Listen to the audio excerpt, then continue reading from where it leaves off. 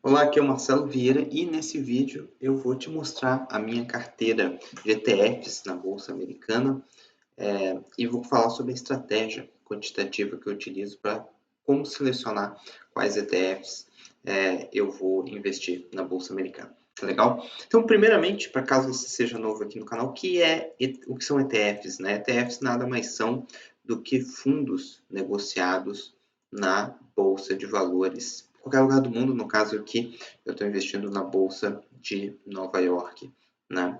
Então, tem um site que se chama etf.com, onde eu posso digitar lá o nome do ETF, eu posso procurar por uma lista, ele me dá todos os ETFs que existem lá, né?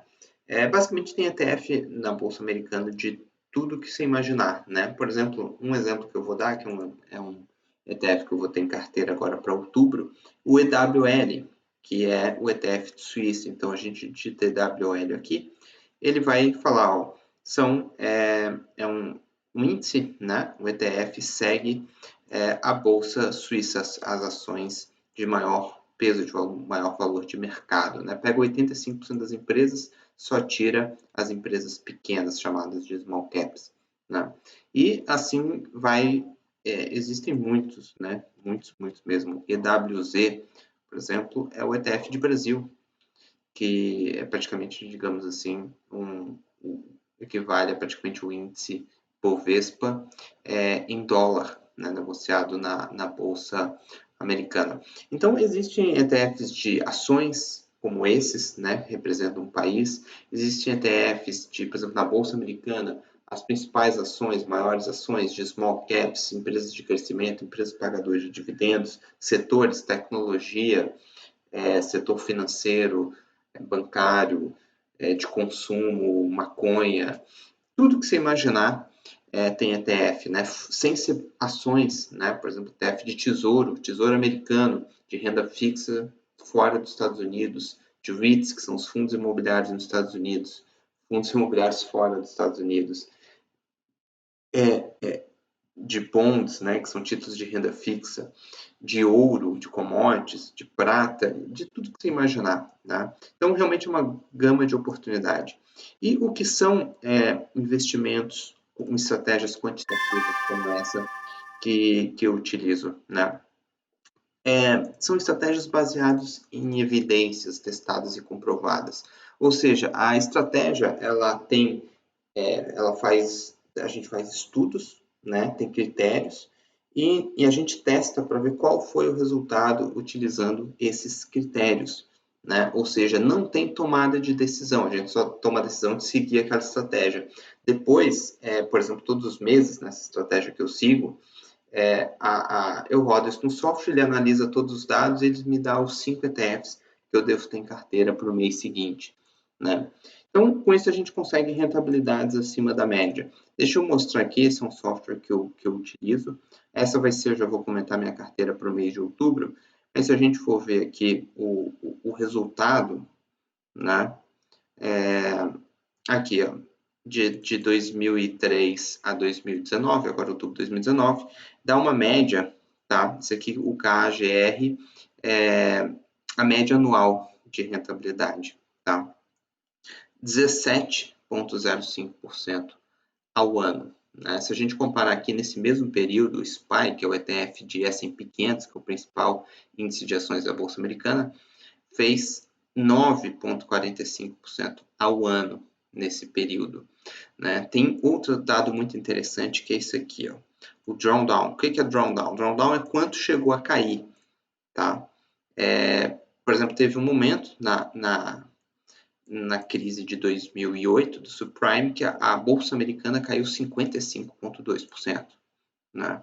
Enquanto o nosso portfólio de ETFs aqui nessa estratégia, no seu pior momento, caiu apenas 19%. Ou seja, ele conseguiu uma rentabilidade muito mais alta do que a da bolsa, com muito menos risco, né? Esse é o poder das estratégias quantitativas. A gente faz uma série de estudos, esses estudos são automatizados, eles apontam quais ETFs a gente deve ter em carteira e com isso a gente monta a carteira. Aqui no resultado mês a mês, ano a ano, tem tanto o resultado aqui, ó, year, ano a ano, né? Depois por mês e o máximo drawdown no ano, né? Aqui no caso da estratégia, E aqui do lado a gente compara com o SPY, que é a Bolsa Americana, o principal índice para se comparar, né? Então a gente vê como, por exemplo, aqui em 2008, né, teve um drawdown aí de 47% no ano, né, na Bolsa Americana, enquanto o ETF fechou, a Bolsa Americana fechou em 36,8% de queda. Enquanto isso, a nossa carteira de ETF teve 16,7% de lucro nesse período, com um drawdown de apenas 5,5%, ou seja, praticamente não caiu. E por que isso? Se a gente for lá, a gente consegue ver aqui, em 2008, aqui, ó, a estratégia estava basicamente maior parte do tempo, posicionada. Ouro, um peso enorme na carteira, o ouro subiu bastante nesse período. ETF de bonds de tesouro americano, que também subiu no período. E um pouquinho, às vezes, ó, de, por exemplo, PWZ, que é de Brasil, que na época os países emergentes não estavam sofrendo tanto com a crise, estavam desempenhando melhor. Petróleo, né? Então, ou seja, mas principalmente ele ficou com um peso grande em tesouro e um pouco de ouro também. Então, por isso o desempenho também, porque esses ativos subiram muito na época. Já em outros períodos onde o mercado é de alta, como aqui, precisa pegar aqui, por exemplo, 2010, ele chega a ter aí, por exemplo, tem Brasil, né, WZ, índice Bovespa, isso aqui são ações de crescimento nos Estados Unidos, ações usando estratégias de momentum, Nasdaq, né, ações de tecnologia, fundos imobiliários, ou seja, ele posiciona a gente no mercado de acordo com... É feita uma série de estudos testados, né? Então, todo mês a gente renova a carteira e é assim que eu invisto na Bolsa Americana, né? Então, por exemplo, agora para o mês de outubro, a minha carteira vai ter EWL, que é o índice de Suíça, GLD, que é ouro, ETF de ouro, ouro físico mesmo, LQD, que são bonds, eu vou botar aqui para a gente ver a descrição exata, LQD, mas são bonds corporativos, né? Ou seja, bonds de empresa, como se fosse debentures, tá? no Brasil, né? Então, ou seja, é uma renda fixa, mas baseado nas empresas, né? Enquanto ele roda aqui, vou continuar aqui. Então, ele vai ter LQD, TLT, que é Tesouro Americano com mais de 20 anos de vencimento, e VNQ, que são REITs, que são os fundos imobiliários na Bolsa Americana, no caso nos Estados Unidos mesmo, né? Porque tem outro ETF que chama VNQI, que é fundos imobiliários só fora dos Estados Unidos, principalmente Europa e Ásia, né? Mas não é o caso aqui. O caso aqui são os REITs, os ETFs, os fundos imobiliários nos Estados Unidos mesmo. Então, exatamente, ele fala aqui, ó, US Corporate Investment Grade Bonds, ou seja, como se fosse debentures, né, bonds de empresas americanas com investment grade, né, ou seja, de baixo risco, com uma boa maturidade, ou seja, títulos mais curtos, títulos mais longos, faz uma mistura, né? Então, essa é a minha carteira para outubro, né? Por exemplo, em relação à carteira de setembro, só houve uma mudança. Saiu o IEF, que é um ETF de tesouro americano com vencimento de 7 a 10 anos, títulos de 7 a 10 anos, como se fosse tesouro direto, trocou pelo EWL, ou seja, por bolsa suíça, né? Tirando isso, o ouro, o LQD, que são os bonds corporativos, o tesouro de 20 anos, TLT, e os REITs, que são os fundos imobiliários, permaneceram na carteira. São 5 ETFs por mês, só houve uma troca do mês passado para esse mês, né? Então, vamos ver aí como que vai ser o desempenho no mês seguinte, né? Mas o que eu quero mostrar para você é como isso funciona na prática, tá? Então, voltando aqui nos investimentos quantitativos, né? a gente consegue testar e comprovar critérios. Então, a gente não investe fazendo como, por exemplo, muitos analistas investem fazendo, né, prevendo, tentando prever o futuro, né, tipo, agora acho que o mercado está favorável, os juros caiu, isso deve desempenhar melhor, ou aquilo. Não tem nada errado em fazer isso, mas aqui a gente baseia em estudos, ou seja, há indicadores que são estudados, quando isso ou isso acontece, a estratégia toma tal decisão e a gente atualiza a carteira todos os meses.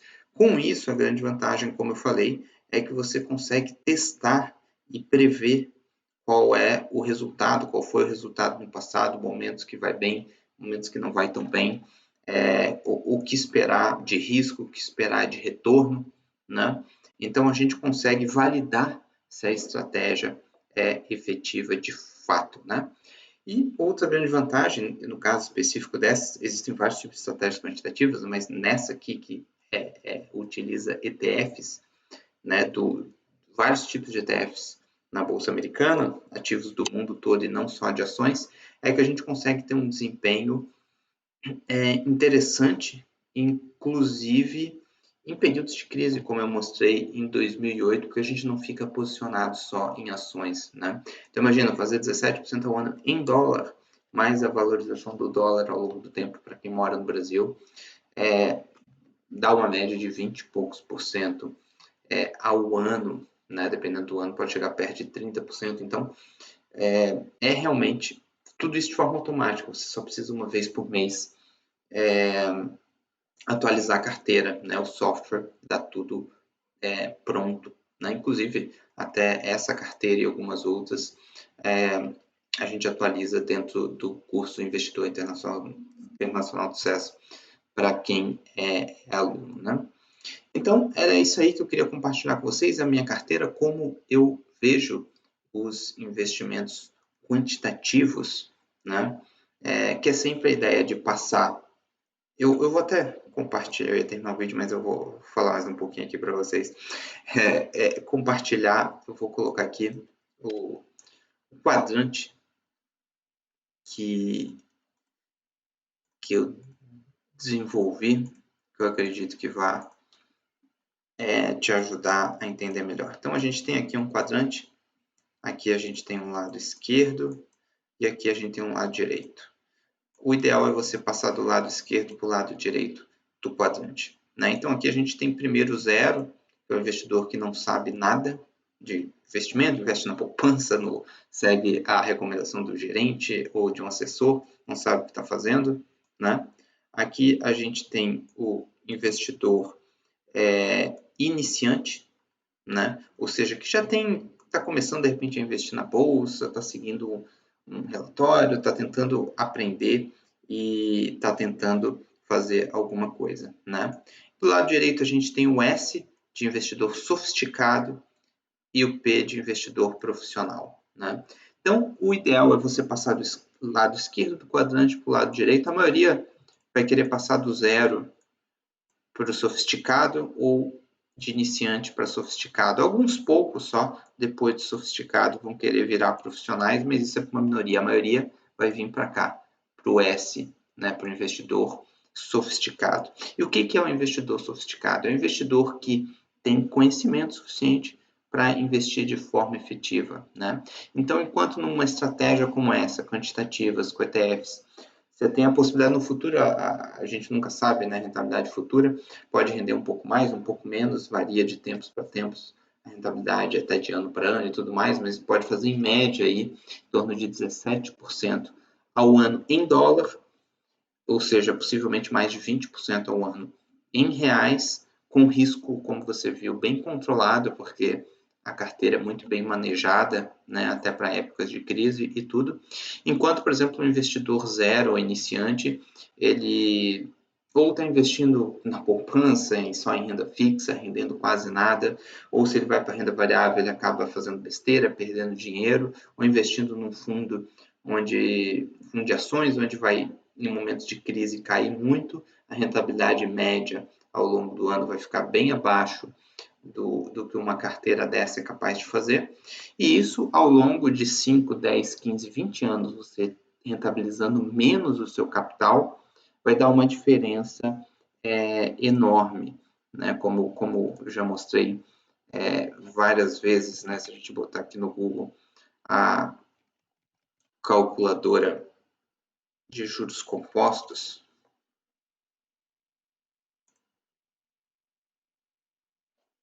o que acontece? A diferença de rentabilidade é muito grande, né? Então, digamos que você tem um valor, vou botar qualquer valor que está de 10 mil reais iniciais, você invista 500 reais por mês, por exemplo, né? Numa taxa de juros anual, digamos que você faz 7%, você tem um pouco de renda fixa, um pouco de ações, e aí, sei lá, 15 anos depois, quanto é que você vai ter? Você vai ter 183 mil reais, né? Agora, se você fizer 20% ao ano, já contabilizando o dólar também, os mesmos 10 mil reais com 500 reais por 10 mil reais iniciais com 500 reais por mês, você vai ter acumulado 624 mil reais, né? Gerando uma renda passiva aí fazendo um pouco mais de 1% ao mês, sei lá, vai gerar uns 8, 9 mil reais por mês de renda passiva, né? Então, essa é a diferença entre quem está do lado esquerdo do quadrante, que acaba acumulando muito menos, para quem está do lado direito do quadrante. Tá legal? Então, se você gostou desse vídeo, não deixe de curtir, comentar, deixe seu comentário aqui, qual lado do quadrante você está, o que você está fazendo para, eventualmente, se você quiser ir para o lado direito do quadrante. Tá legal? Então, é isso aí. Um grande abraço e até a próxima.